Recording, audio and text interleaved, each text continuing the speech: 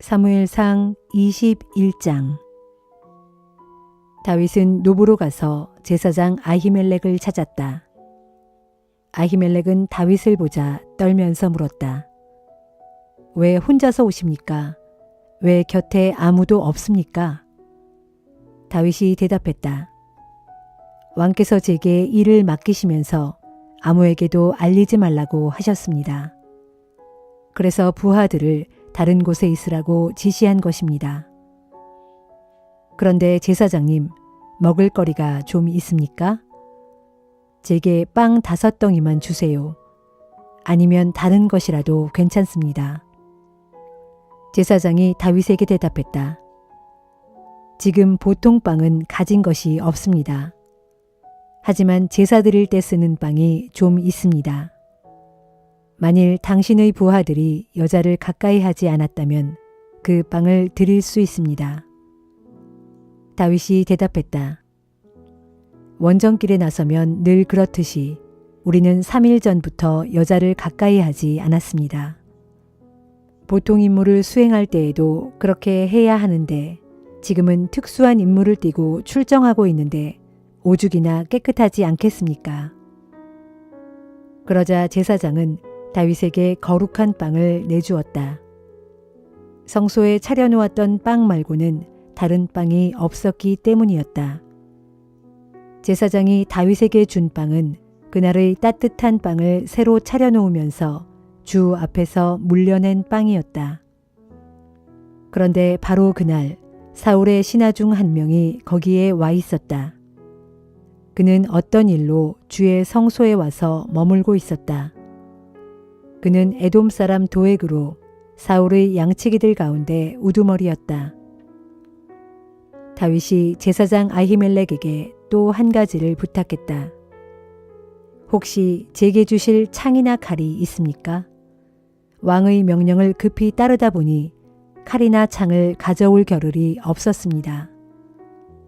제사장이 대답했다. 당신이 예전에 엘라 골짜기에서 쳐 죽인 블레셋 장수 골리앗의 칼이 여기에 보관되어 있습니다. 저기 에봇 뒤에 있는 보자기에 쌓여 있습니다. 원하신다면 그 칼을 가지고 가십시오. 여기에는 그것 외에는 다른 칼이 없습니다. 다윗이 대답했다. 그보다 더 좋은 칼이 어디에 있겠습니까? 그 칼을 제게 주십시오. 그날 사울에게서 도망친 다윗은 가드 왕 아기스에게로 갔다. 아기스의 신하들이 다윗을 알아보고 왕에게 보고했다. 이 사람은 분명히 저쪽 나라의 왕 다윗입니다. 저 나라의 백성들이 춤을 추면서 사울은 수천을 죽였고 다윗은 수만을 죽였네 라고 노래 불렀던 바로 그 사람이 아닙니까? 다윗은 속으로 가슴이 뜨끔했다. 가드왕 아기스가 두려워졌다. 그래서 다윗은 그들이 보는 앞에서 미친 척하기 시작했다. 목숨이 그들 손에 달려 있었기 때문에 그들이 보는 앞에서는 미친 사람처럼 굴었다. 문짝을 극적거리고 수염에 침을 흘렸다. 아기스가 신하들에게 말했다. 저자를 보거라. 저자는 미치광이가 분명하다. 어째서 저런 자를 내 앞에 데리고 왔느냐. 나에게 미치광이가 부족해서 이런 자까지 내 앞에 끌어다 놓았느냐. 이런 자를 어찌 나의 궁전에 들여놓았느냐. 어서 내쫓아라.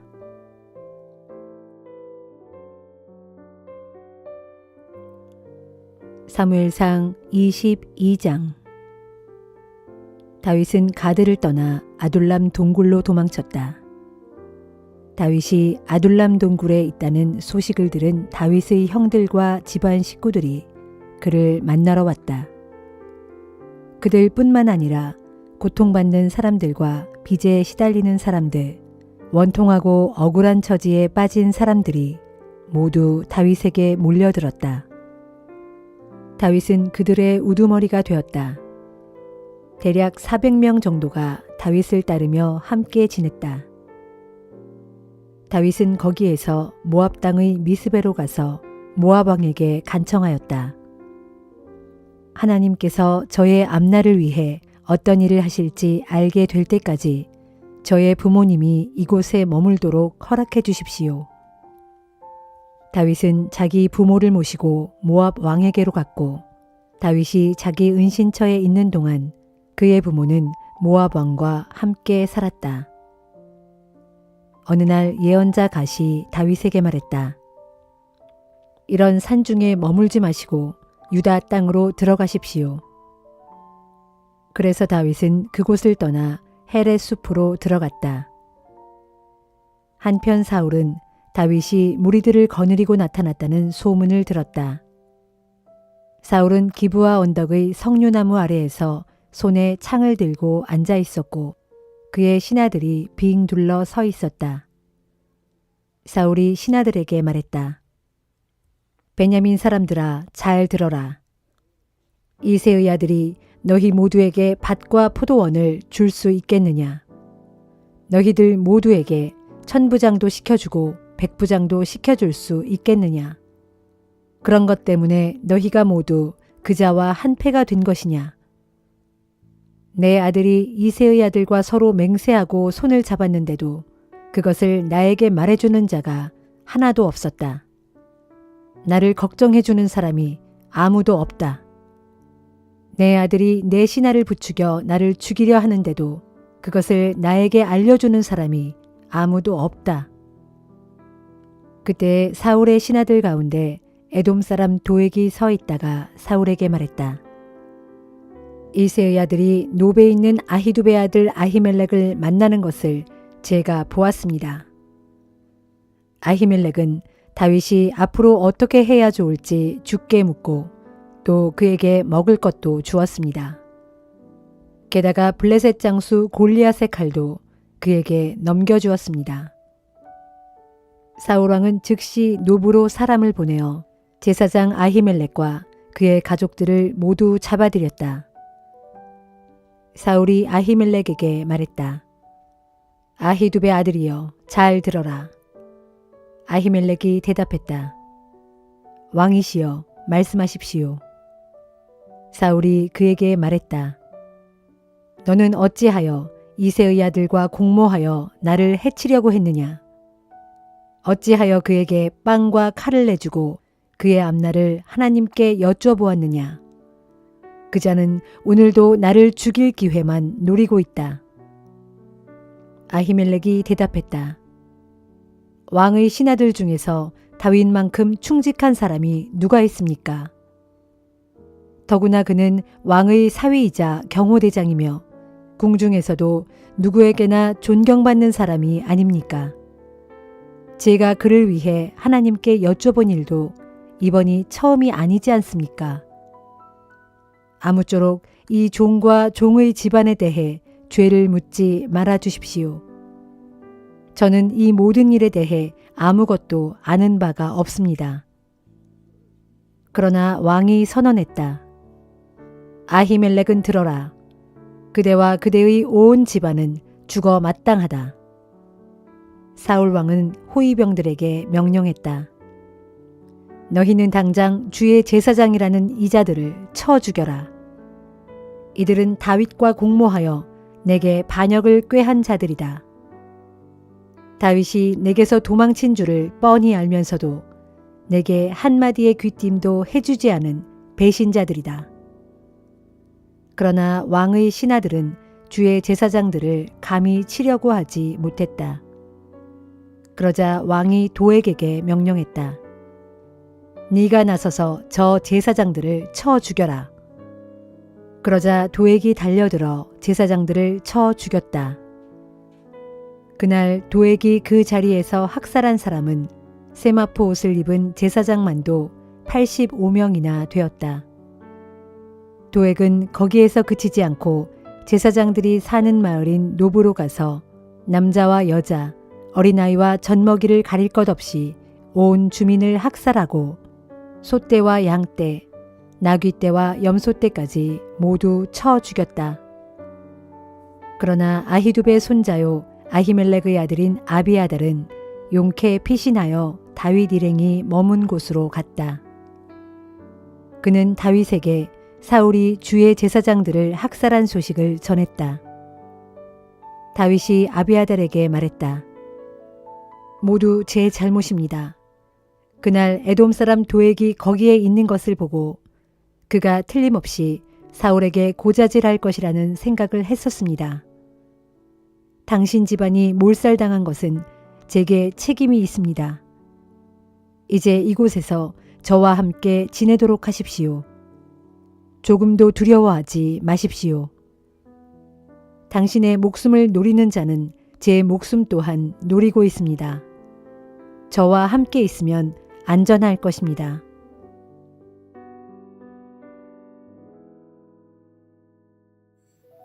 고린도전서 3장. 형제들이여, 나는 여러분에게 영에 속한 사람에게 말하듯이 말하지 않고 육에 속한 사람들에게 말하듯이 말할 수밖에 없습니다. 여러분은 그리스도 안에서 아직 어린아이에 지나지 않기 때문입니다. 나는 여러분에게 단단한 음식은 먹이지 않고 젖을 먹였습니다. 여러분이 단단한 음식을 먹을 준비가 되지 않았기 때문입니다. 그런데 여러분은 지금까지도 단단한 음식을 감당할 수 없습니다. 여러분은 여전히 육에 속한 세상적인 사람입니다. 지금 여러분 가운데 시기와 다툼이 있다는 사실이 바로 여러분이 육에 속한 세상적인 사람이라는 증거가 아니고 무엇이겠습니까? 여러분은 육에 속한 세상 사람들처럼 인간의 악한 본성에 따라 행하고 있습니다.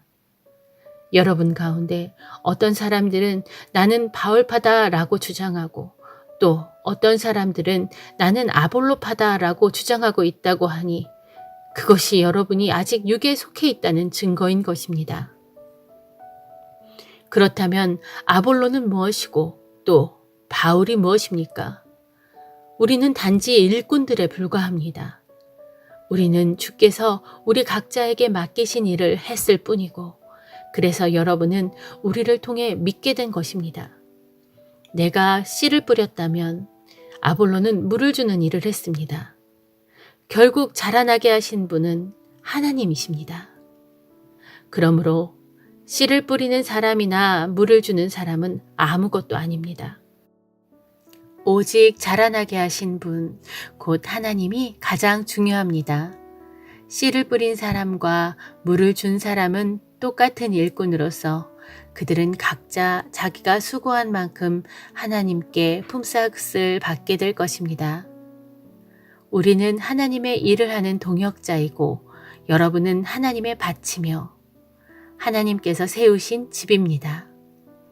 나는 내게 주신 하나님의 은혜로 한 사람의 지혜로운 건축자가 되어 기초를 놓았고 다른 사람이 그 기초 위에 집을 세우고 있습니다. 하지만 각자는 어떻게 집을 세울지 세심하게 주의를 기울여야 합니다. 아무도 이미 놓아진 기초, 곧 참된 기초이신 예수 그리스도 외에 다른 기초를 놓아서는 절대로 안 됩니다. 바로 그 기초 위에 누가 금이나 은이나 보석이나 나무나 풀이나 집 등을 사용하여 집을 짓는다면 그에 따라 각 사람이 한 일이 그대로 드러나게 될 것입니다. 그날이 오면 그가 한 일이 밝히 드러나게 될 것입니다. 그리고 각 사람이 지은 집은 불로써 그 질을 검증받게 될 것입니다.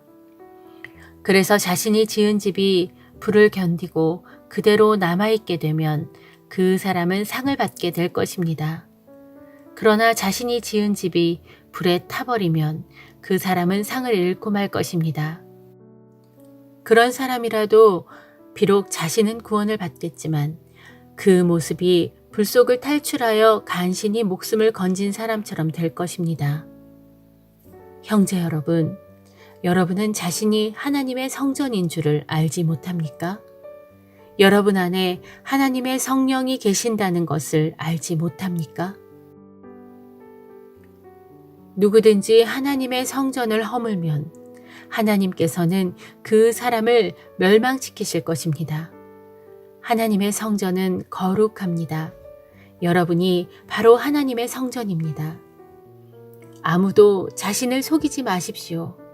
만일 여러분 가운데 이 세상에서 지혜롭다고 생각하는 사람이 있다면 어리석은 바보가 되어야 합니다. 그래야 참으로 지혜로운 사람이 될 수 있습니다. 이 세상의 지혜는 하나님께서 보실 때는 아주 어리석은 것입니다. 그래서 성경에 기록하기를 하나님께서는 세상의 지혜로운 자들을 자기 스스로의 꾀에 빠지게 하신다라고 했습니다. 또 성경에 이런 말씀도 있습니다. 주님께서는 세상에 속한 지혜로운 자들의 생각이 얼마나 허망한 것인지 알고 계신다. 그러므로 누구든지 사람에 관한 것을 자랑하지 마십시오. 모든 것이 다 여러분의 것입니다. 바울이나 아볼로나 베드로나 세상이나 생명이나 죽음이나 현재일이나 미래일이나 모든 것이 다 여러분의 것입니다. 그리고 여러분은 그리스도의 것이고 그리스도는 하나님의 것입니다.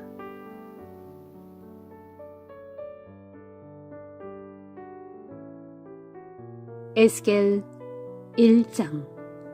내 나이 30살 되던 해의 4월 5일 내가 포로로 잡혀온 사람들과 함께 그발 강가에 있을 당시였다. 갑자기 하늘이 열리더니 하나님의 환상이 내게 보였다. 때는 유다왕 여호야긴이 바벨로니아 땅에 포로로 잡혀온 지 5년째 되던 해로 그달 5일이었다. 그때 갈대아 사람들의 땅인 그발 강가에서 부시의 아들인 제사장 나 에스겔에게 특별히 주님의 말씀이 내렸는데 그때 주님의 권능이 나를 온전히 사로잡았다. 내가 보니 북쪽에서부터 큰 폭풍이 불어오고 엄청난 구름이 몰려오고 있는데 그 속에서는 번갯불이 번쩍번쩍하고 그 주위 사방에는 밝은 광채가 가득했다. 그리고 그 광채의 불빛 한가운데서는 벌겋게 달아오른 금속 같은 것이 번쩍이고 있었다. 바로 그 광채의 불빛 한가운데서 내 생물의 모습이 나타났는데 그들의 생김새는 전체적으로 사람의 모습과 같았다. 그러나 내 생물은 각각 4개의 얼굴과 4개의 날개를 가지고 있었다. 내 생물의 다리는 곧게 뻗어 있었고 그 발바닥은 송아지 발바닥 같았는데 광택을 낸 청동처럼 반짝반짝 빛이 났다. 또 내 생물의 사면에 달린 4개의 날개 밑에는 각각 사람의 손이 하나씩 달려 있었다. 내 생물에게는 각각 얼굴과 4개의 날개들이 있었는데 4개의 날개들은 모두 서로 맞닿아 있었다. 그들 내 생물은 어디론가 움직일 때 몸을 돌리지 않고 일제히 앞으로 곧게 나아갔다. 그 네 생물은 생김새가 각기 다른 4개의 얼굴들을 각자 갖고 있었다. 네 생물의 앞쪽 면은 사람의 얼굴이고 오른쪽 면은 사자의 얼굴이며 왼쪽 면은 황소의 얼굴이고 뒤쪽 면은 독수리의 얼굴이었다. 이것이 네 생물의 얼굴 생김새였다. 그리고 네 생물이 각각 가진 4 날개들 중 2 날개는 위로 펼쳐져 있었는데 그 날개 끝이 서로 연결되어 있었고 나머지 2 날개로는 자기 몸을 가리고 있었다. 각 생물들은 그들의 영이 가려고 하는 곳으로 갈 때 사방 어느 곳으로 가든지 몸을 돌리지 않고서도 가고 싶은 대로 일제히 곧장 앞으로 갔다. 그 생물들의 생김새는 마치 활활 타오르는 숯불이나 횃불 같았는데 그 불이 각 생물들 사이를 앞뒤로 오가며 밝은 빛을 냈고 그 불 가운데서는 번개가 번쩍번쩍 치고 있었으며 그 생물들은 번개처럼 빠르게 이쪽 저쪽으로 왔다 갔다 하고 있었다. 그때 내가 또 그 생물들을 보니 각 생물들 곁의 땅 위에는 바퀴가 닿아 있었는데 그 바퀴는 각 생물의 4 얼굴을 따라 하나씩 있었다. 그 바퀴들의 모습과 구조를 살펴보니 4개 다 똑같은 모습과 구조를 가졌는데 모두 보석처럼 빛이 났고 그 구조는 마치 바퀴 안에 바퀴가 들어있는 것처럼 보였다. 그 바퀴들이 움직일 때는 방향을 돌이키지 않고서도 사방 어느 쪽으로든 앞을 향해 곧장 나아갈 수 있었다. 그 바퀴들의 둘레는 무척 높은 데다 그 네 둘레로 빙 돌아가면서 온통 번쩍이는 눈들로 가득 차 있어서 아주 무서운 모습이었다. 생물들이 움직일 때에는 곁에 있는 바퀴들도 함께 움직였고 그 생물들이 땅에서 떠오르면 곁에 있는 바퀴들도 함께 떠올랐다. 그 생물들은 그들의 영이 가고자 하는 곳이면 어디든지 갔고 또 그 생물들이 움직일 때는 곁에 있는 바퀴들이 함께 떠올라 움직였는데 그것은 그 생물들의 영이 바퀴 속에 있었기 때문이다. 생물들이 움직이면 곁에 바퀴들도 함께 움직였고 생물들이 멈추면 곁에 바퀴들도 함께 멈췄으며 생물들이 땅에서 떠오르면 곁의 바퀴들도 함께 떠올랐다. 그것은 생물들의 영이 바퀴 속에 있었기 때문이다. 그때 내가 또 보니 그 생물들의 머리 위로는 천장 모양의 둥근 덮개 같은 것이 넓게 펼쳐져 있었는데 수정 같은 빛을 띠고 있었고 보기에 심히 두려울 지경이었다.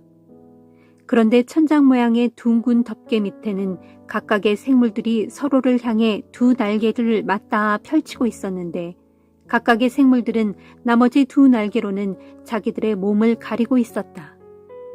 그 생물들이 움직일 때 그 날개 치는 소리를 내가 들어보니 많은 물이 힘차게 떨어지는 폭포 소리와도 같고 전능하신 분의 천둥 같은 목소리와도 같으며 큰 군대의 함성 소리와도 같았다.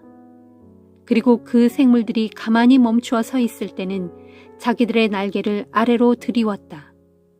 그 생물들이 자기들의 날개를 아래로 들이우고 가만히 서 있을 때에도 그들의 머리 위 천장 모양의 둥근 덮개 위에서는 진동하는 소리가 그치지 않았다.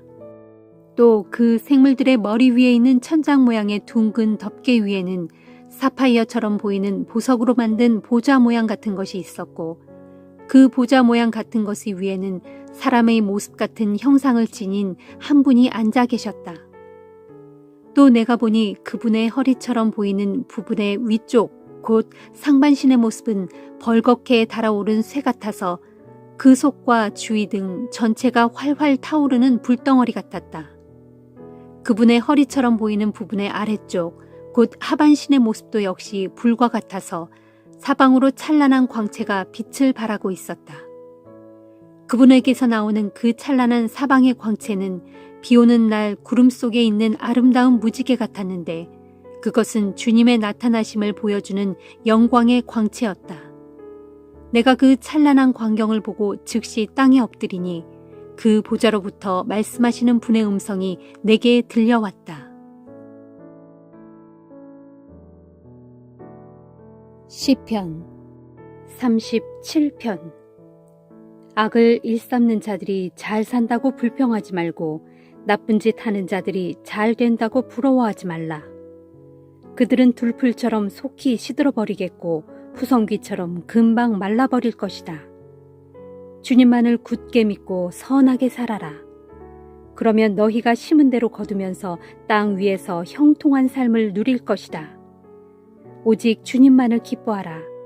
그러면 주께서 내가 간절히 바라는 마음의 소원을 이루어 주실 것이다. 내 갈 길을 주께 맡기고 오직 주만 신뢰하여라.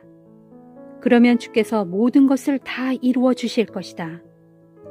또한 그분께서 내 의로움을 새벽빛처럼 빛나게 해주시고 내 정직함을 대낮같이 환히 드러내실 것이다. 주 앞에서 마음을 고요히 하고 묵묵히 참고 그분을 기다려라. 악한 자들이 잘 되는 것을 보더라도 조금도 초조해하지 말고 악한 계획이 잘 풀려나간다고 전혀 불평하지 말아라. 모쪼록 화를 가라앉히고 분을 속으로 사겨라. 이런 것들은 사람을 악으로 이끌어갈 뿐이다. 결국 악을 행하는 자들은 뿌리째 뽑혀 멸망할 것이지만 주 안에서 소망을 갖고 살아가는 자들은 땅을 유산으로 받을 것이다. 진실로 악인의 형통은 잠시뿐이니 얼마 후에는 내가 그들을 눈씻고 애써 찾아볼지라도 그들의 자취조차 찾아볼 수 없게 될 날이 올 것이다. 그러나 온유한 자들은 땅을 차지하고 땅 위에서 평안을 누리며 오순도순 잘 살게 될 것이다. 비록 악한 자들이 이를 박박 깔며 의인을 해칠 궁리를 힘써 짜내더라도 주께서 그 악한 자들을 보시고는 저 어리석은 것들 하고 비웃으실 것이니 이는 그들이 멸망당할 끝날이 가까이 이르렀음을 주께서는 다 아시기 때문이다.